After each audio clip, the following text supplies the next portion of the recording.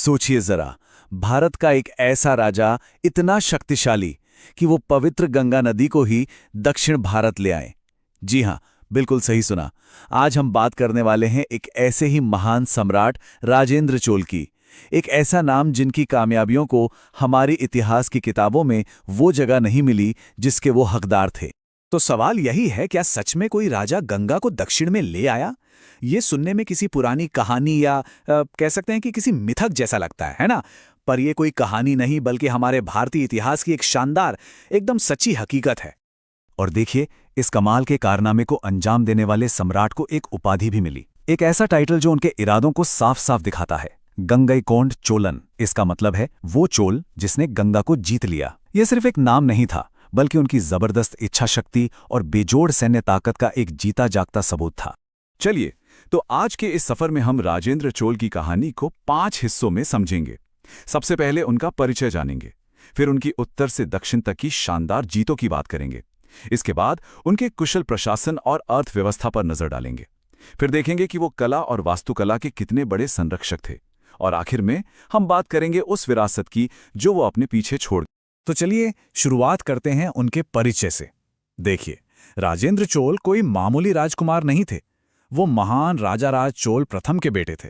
एक ऐसा नाम जिन्होंने पहले ही एक बहुत बड़े और ताकतवर साम्राज्य की नींव रख दी थी। तो मतलब साफ है, राजेंद्र चोल ने बिल्कुल जीरो से शुरुआत नहीं की थी। उन्हें विरासत में एक ऐसा साम्राज्य मिला जो पहले से ही अच्छी तरह से जमा हुआ और खुशहाल था। उनके पिता ने एक मजबूत एडमिनिस्ट्रेशन, एक बहुत ही ताकतवर सेना और नौसेना मतलब नेवी तैयार कर रखी थी। अब राजेंद्र का मिशन था इस शानदार विरासत को एक बिल्कुल ही नई ऊंचाई पर ले जाना। अब आते हैं उनके मिलिट्री जीनियस पर, मतलब उनकी फौजी काबिलियत पर। देखिए, राजेंद्र चोल की ताकत सिर्फ जमीन तक ही नहीं थी। असली खेल तो उन्होंने समुद्र में दिखाया।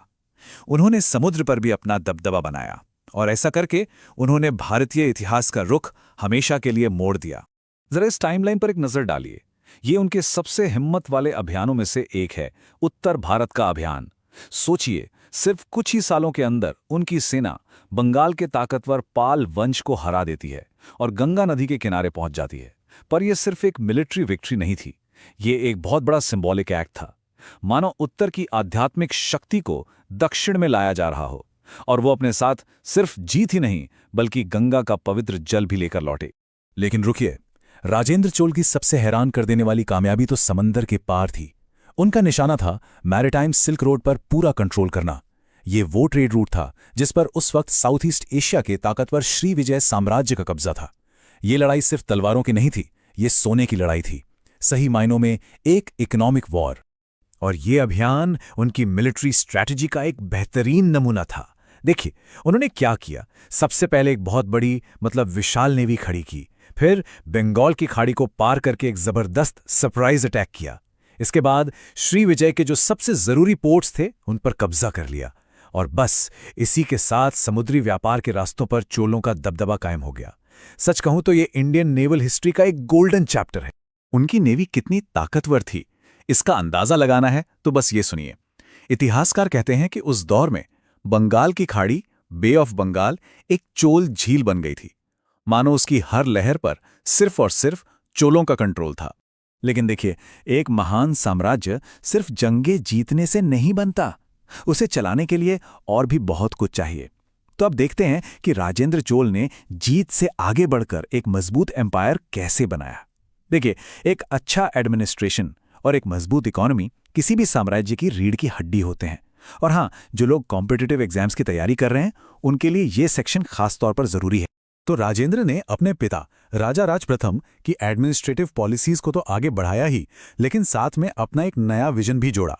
जहां उनके पिता का फोकस एडमिनिस्ट्रेशन को सेंट्रलाइज करने और जमीन का सही सही सर्वे कराने पर था, वहीं राजेंद्र ने लोकल सेल्फ गवर्नमेंट यानी स्थानीय स्वशासन के आइडिया को और मजबूत किया और अपना ध्यान समंदर से होने वाली कमाई पर मतलब मैरीटाइम इकोनॉमिक कंट्रोल पर लगाया। तो ये लोकल सेल्फ गवर्नमेंट था क्या? असल में ये एक बहुत ही कमाल का सिस्टम था। इसमें उर और सभा जैसी जो गांव की पंचायतें होती थीं, उन्हें अपने लोकल मामले खुद संभालने का अधिकार था। टैक्स इकट्ठा करने से लेकर छोटे मोटे झगड़े सुलझाने और पब्लिक के काम कराने तक सब कुछ। यही चोल एडमिनिस्ट्रेशन की असली बुनियाद थी। और अगर देखें तो ये आज के डिसेंट्रलाइजेशन का एक बहुत पुराना और बढ़िया उदाहरण है। अब जरा इस चार्ट को देखिए। ये चोल इकोनॉमी की एकदम साफ तस्वीर दिखाता है। खेतीबाड़ी यानी एग्रीकल्चर इसका बेस था, जो लगभग 40% था। लेकिन समुद्री व्यापार, मैरिटाइम ट्रेड, इसकी लाइफलाइन थी, जो 35% के साथ लगभग बराबर ही जरूरी थी। इसके अलावा मंदिर भी बड़े इकोनॉमिक सेंटर हुआ करते थे, और जो कारीगरों की यूनियन होती थी, उन्होंने भी इकोनॉमी को मजबूत बनाया। कुल मिलाकर ये एक बहुत ही डाइवर्स और मजबूत इकोनॉमी का शानदार मॉडल था। किसी भी महान शासक की पहचान सिर्फ उसकी जीतों या उसके एडमिनिस्ट्रेशन से नहीं होती, उसकी पहचान कला और आर्किटेक्चर में भी दिखती है। और इस मामले में भी राजेंद्र चोल का कोई जवाब नहीं था। उन्होंने एक नई राजधानी ही बनवा डाली। अपनी उत्तर भारत की उस ऐतिहासिक जीत का जश्न मनाने के लिए उन्होंने एक बिल्कुल नई राजधानी बसाई। नाम रखा गंगेकोंड चोलपुरम, मतलब वो शहर जिसने गंगा को जीता। ये शहर उनकी ताकत, उनके बड़े इरादों और उनके विजन का एक जीता जागता स्मारक था। और यहीं पर उन्होंने एक शानदार बृहदेश्वर मंदिर बनवाया। ये मंदिर एक तरह से उनके पिता के तंजावुर वाले मशहूर मंदिर को टक्कर देने के लिए बनाया गया था, एक ट्रिब्यूट भी था। लेकिन इसकी अपनी एक अलग खूबसूरती और नफासत थी। इसका जो विमान है यानी टावर, वो भले ही थोड़ा छोटा है, पर उसमें एक बहुत ही प्यारा सा कर्व है, एक घुमाव है। और यहाँ की मूर्तियां इतनी बारीकी से बनी हैं और इतनी बड़ी हैं कि उनमें एक गजब की जान दिखती है। ये मंदिर भी पहले वाले की तरह भगवान शिव को ही समर्पित। तो अब आते हैं सबसे जरूरी सवाल पर। राजेंद्र चोल की विरासत क्या है? इतिहास में उन्हें आखिर क्यों याद रखा जाना चाहिए? चलिए अब इस बात को समझते हैं कि उनका असर कितना गहरा और लंबा रहा।